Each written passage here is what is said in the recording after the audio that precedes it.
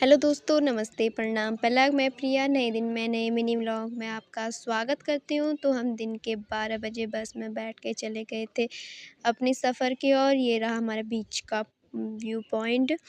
तो आज मौसम बहुत ख़राब हो रखा था और ठंडा भी हो रहा था, फिर भी हम चले गए थे और यहाँ हम बैठ गए थे टुक-टुक में और फिर जल्दी-जल्दी हम पहुँच गए थे जिसके घर हमें आना था।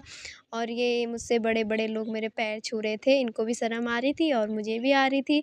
और यहाँ पे मेरी दीदी मेरे पैर के ऊपर पैर रख रही थी और फिर जो था मेन इंसान वही आज सबके हाथों में मेहंदी लगा रहा था।